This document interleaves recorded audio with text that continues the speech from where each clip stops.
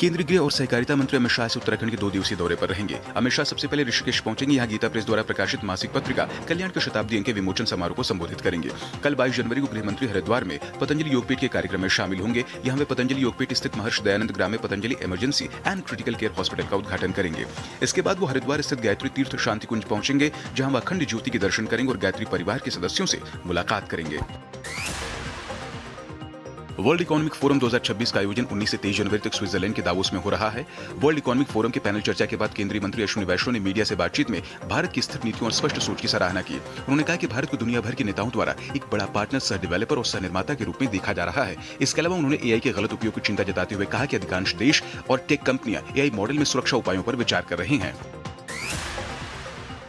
Bharatiya Janata party के नए राष्ट्रीय अध्यक्ष नितिन नवीन ने कार्यभार संभालते ही 4 बड़े चुनावी फैसले लेकर संगठन को सक्रिय कर दिया है। केरल, बेंगलुरु, तेलंगाना और चंडीगढ़ के लिए चुनाव प्रभारी और सह प्रभारी नियुक्त किए गए हैं। केरल के लिए राष्ट्रीय महासचिव विनोद तावड़े को चुनाव प्रभारी और केंद्रीय मंत्री शोभा करंदलाजे को सह चुनाव प्रभारी बनाया गया है। वहीं ग्रेटर बेंगलुरु महानगर निगम के आगामी चुनाव के लिए बीजेपी के पूर्व राष्ट्रीय महासचिव राम माधव को चुनाव प्रभारी तथा राजस्थान प्रदेश भाजपा के पूर्व अध्यक्ष सतीश पुनिया और महाराष्ट्र विधानसभा के पार्टी सदस्य संजय उपाध्याय को सह चुनाव प्रभारी बनाया गया है। बीजेपी अध्यक्ष ने चंडीगढ़ के मेयर के चुनाव के लिए राष्ट्रीय महासचिव विनोद तावड़े को पर्यवेक्षक बनाया है, जबकि तेलंगाना नगर पालिका और निगम चुनाव के लिए आशीष शेलार को चुनाव प्रभारी बनाया गया है।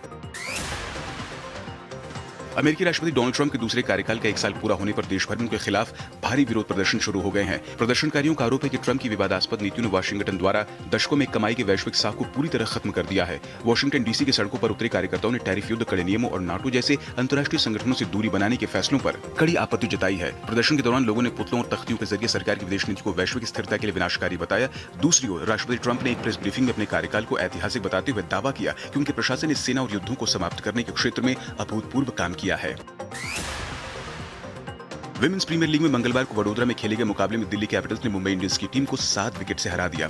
मैच में दिल्ली की टीम ने टॉस जीता और गेंदबाजी का फैसला किया। मुंबई की टीम 20 ओवर में 5 विकेट पर 154 रन बना सकी। दिल्ली कैपिटल की तरफ से श्री चरडी ने शानदार गेंदबाजी का प्रदर्शन किया। उन्होंने सबसे अधिक 3 विकेट अपने नाम किए, जिसके जवाब में दिल्ली ने लक्ष्य को 19वें ओवर में 3 विकेट खोकर 155 रन बनाकर हासिल कर लिया। दिल्ली के कप्तान जेमिमा रोड्रिग्स ने नाबाद 51 रन बनाए। जेमिमा के अलावा लिज ली ने 46 रन की पारी खेली और मुंबई की टीम की यह लगातार तीसरी हार है।